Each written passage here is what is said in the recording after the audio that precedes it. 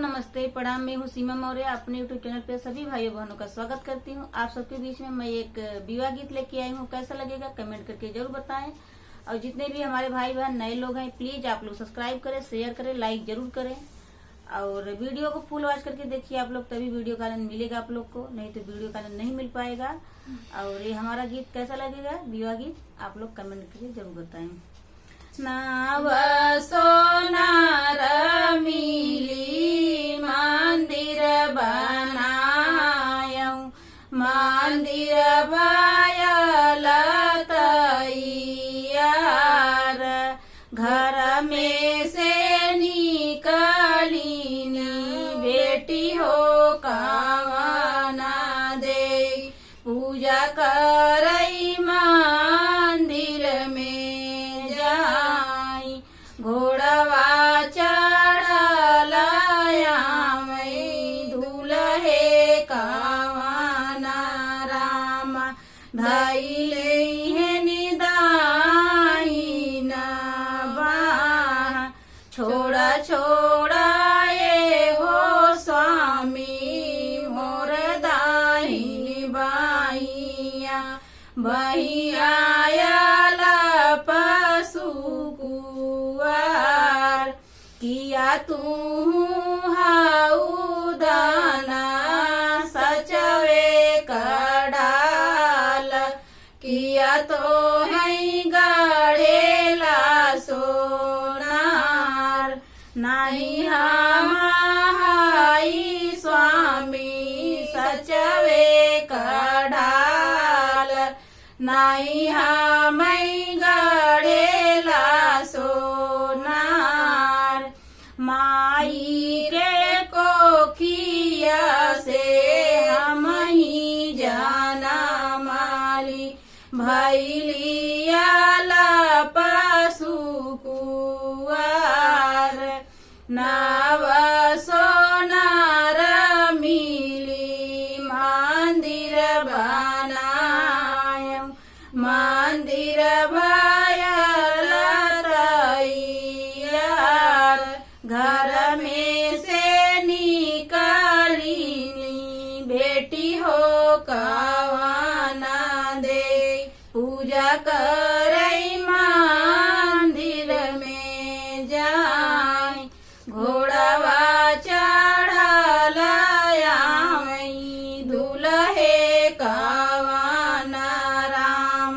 धैली है निदाही न बाह, छोड़ा छोड़ा ये हो स्वामी मोरी दाहिनी बाहिया, बहियाला पशु कुआर, किया तू हाउ दाना सचवे कडाल, किया तो है गढ़ेला सोनार, नहीं हम हाई स्वामी सचवे कडाल, नहीं हम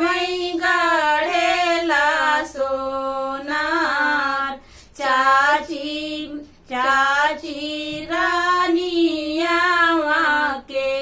कोखिया जना माली, भैलियाला पशु कुआर, नाव सोनार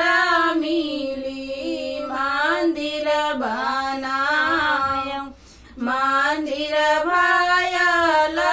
तैयार, घर में से निकलीनी बेटी हो कामना दे, पूजा करई मंदिर में जाई, घोड़वा चढ़ल आमई दूल्हे कामना राम, धैली है निदाही न बाह, छोड़ा छोड़ा ये हो स्वामी मोरी दाहिनी बाहिया, बहियाला पशु कुआ तू हाउदना सचवे कढ़ाला किया तो हई गढ़ेला सोनार नाही हम हाई स्वामी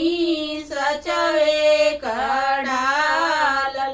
नाही हम गढ़ेला सोनार भाभी रानिया के रहली महालिया भैलिया पासु कुआर नव सोनार मिल मंदिर बनायो मंदिर भयला तैयार घर में से निकाली नहीं बेटी हो कवाना दे पूजा करई मंदिर में जाई। तो ये हमारा विवाह गीत कैसा लगा आप लोग को कमेंट करके जरूर बताएं। फिर मिलते हैं अगले गाने के साथ अगले वीडियो में।